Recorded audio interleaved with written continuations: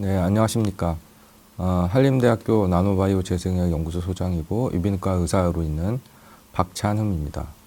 오늘 제가 여러분들에게 말씀드릴 내용은 바이오 머터리얼, 티슈 엔지니어링, 그 다음에 리제네티브 메디슨 재생의학에 대해서 말씀을 드릴 거고요. 그 다음으로는 저희가 주로 연구하고 있는 분야 중에 하나인 생체재료 중에 실크 피부론을 이용한 여러 가지 바이오 머터리얼의 생체재료, 티슈 엔지니어에서 말씀드리고자 합니다. 우선 먼저 말씀드릴 것은 사람이라는 것은 여러 가지 세포, 줄기세포도 있고요. 여러 가지 화학적인 요소들, 그 다음에 의료적인 이런 것들이 모두 이렇게 융합된 이런 학문이라고 보면 될 것 같습니다.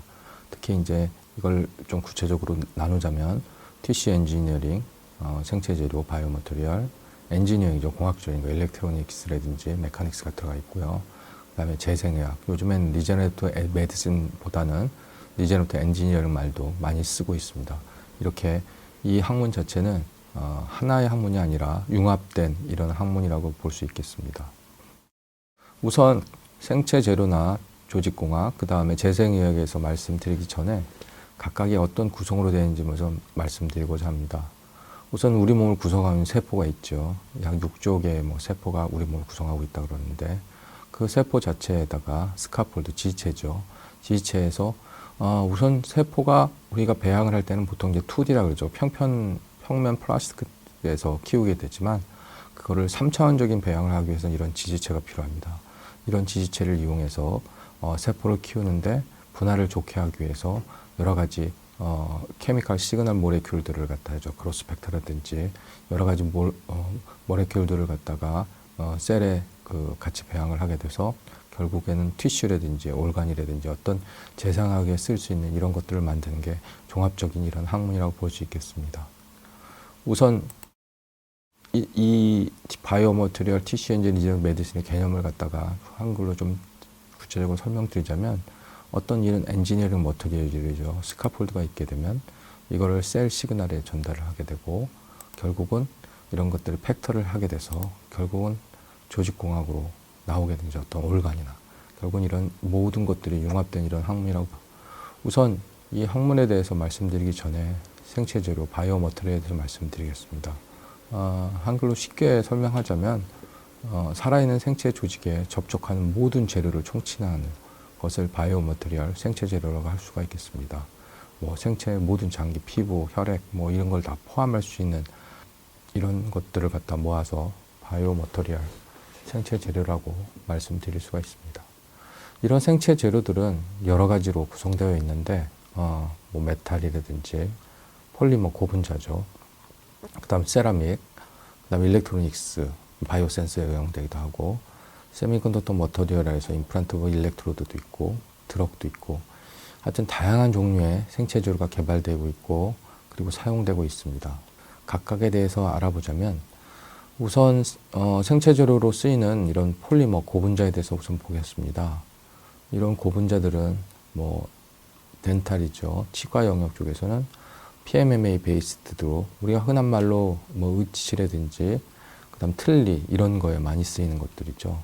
그 다음에 눈 쪽에는 우리가 렌즈 같은 거 백내장 때 쓰이는 렌즈라든지 다양한 재료들을 쓸 수 있고요. 특히 올소페딕스 정형외과 영역에서는 뼈라든지 뼈를 대체할 수 있는 PMMA라든지 폴리락틱 글라이콜 액시드 같은 이런 재료들을 쓰입니다. 특히 카디오바스큘라 심혈관 질환으로서는 실리콘이나 테프론, 폴리에틸렌 옥사이드 같은 이런 계통을 쓰게 되고요. 드럭 딜리버리, 우리 약물 전달 체계에 굉장히 많이 있습니다. 단순히 우리가 아는 약물의 캡슐 형태라든지 아니면 인젝션 머틀에서 롱텀 딜리버리하는 테크닉이라든지 이런 거에 이런 생체재료가 쓰이고요. 그 외에 슈처 머터리얼로 실크라든지 내추럴 폴리머죠. 저희가 주로 하는 건데 이따 자세히 설명드리고자 합니다.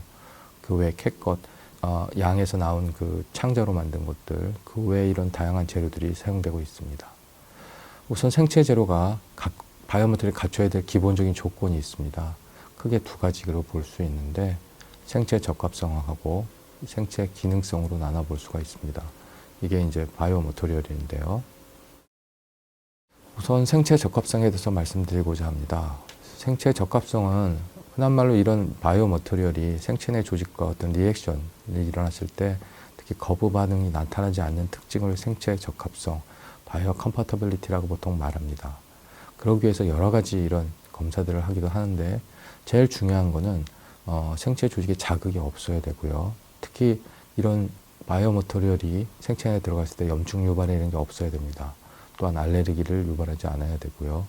암이라든지 톡시시티가 없어야 되고 또 혈액 성분과 같이 반응을 해서 혈액을 변성시킨다든지 파괴시키면 안 됩니다.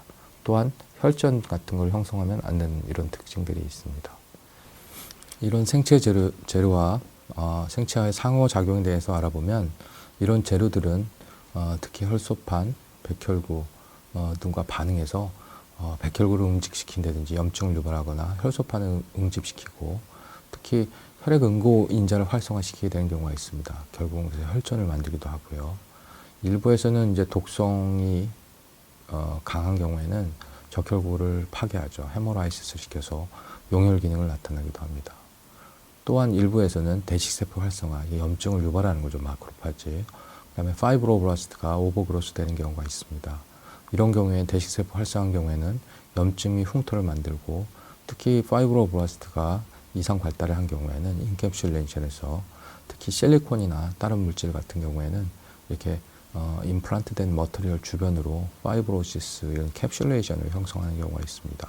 그 외 독성 물질에서 주위 조직 개사를 일으키거나 발암 물질이고 특히 제네틱한 문제를 발생할 수도 있고요. 칼슘 마이크로 칼시피케이션 침착이 되는 경우가 종종 있습니다. 특히 이런 경우가 심판막이라든지 이런 경우에 마이크로 캡슐레이션이 이렇게 되면 결국적으로는 기계적 강도가 떨어지게 되고 결국 기능을 못하게 됩니다. 이처럼 바이오 머터리얼과 생체 간의 다양한 리액션을 통해서 이런 생체 적합성을 확인해야 되고 이거의 가장 큰 중요한 세 가지는 혈액학적, 조직학적, 기계학적 적합성이 잘 유지되고 맞아야지 좋은 생체 재료라고 할 수가 있겠습니다. 생체 기능성이 우선 중요한데 또는 생체 재료가 들어가서 어떠한 일정 기간 동안에 본인이 가지고 있는 독특한 특성을 유지해야 된다는 것입니다. 특히 화학적으로 안정해야 되겠죠. 분해가 어느 기간 동안에 분해가 먼저 일어난다든지 아니면 아까 마이크로 칼시피케이션인지 기계적 강도를 유지하지 못한다든지 또 만약에 예를 들어서 인공 심장이라 그러면 어느 정도 기계적 강도와 물성이 있어야 되는데 그거가 안 된다든지 특히 인공 뼈라든지 그 다음에 골 고정판 같은 경우에는 이런 적당한 기계적 강도가 있지 않으면 뼈가 융합되기 전에 부러지든지 문제가 발생할 수 있죠. 그 다음에 적합한 모양으로 설계가 가능해야 됩니다. 흔한 말로 액체나 겔이나 이런 형태가 아니라 딱딱한 형태, 어느 정도의 플레이트라죠. 볼 고정판 같은 시스템을 하려면 그런 모양과 강도가 설계가 가능해야 되고 또한 멸균 소독이 가능해야 됩니다. 왜 그러냐면 우리가 어떤 바이오 머터리얼이 실제적으로 소비자라 그러면 임상 의사가 되겠죠. 그 다음에 환자한테 적응을 하기 위해서는 그 딜리버리 하는 동안에 멸균이나 이런 과정들이 완벽하게 이루어지고 또한 어느 정도 재사용이나 이런 것들에 대한 것들이 보장이 돼야 됩니다. 또한 일정 어떤 바이오 머터리얼 같은 경우에는 유효기간이 너무 짧은 경우에는 제품이 생산된 후에 실제 임상에 쓰일 때까지 기간이 필요한데 이 기간 안에 사용하지 못하는 경우가 있습니다. 또한 특히 그 내추럴 폴리머 같은 경우에는 기계적인 물성이나 강도, 그 다음에 모레큘러 웨이트가 일정하게 유지되기가 쉽지는 않습니다. 그 이유는 각각의 추출되는 지역 및 방법에 따라서 모레큘러 웨이트가 일정하지 않게 되고요. 따라서 같은 효과를 일정하게 유지하는 정도 관리가 필요한데 이런 경우에 재현성이 부족한 경우도 있습니다. 어쨌든 생체 재료에서 가장 중요한 두 가지는 생체 적합성과 생체 기능성인데 우선 제일 먼저 생체 재료 갖춰줘야 될 거는 생체 적합성이 있으면서 그동안 생체 안에 들어가서 일정한 기능이 계속 유지되는 이 굉장히 까다로운 조건을 갖춰줘야지 실제적으로 생체 재료로서 사용이 가능합니다.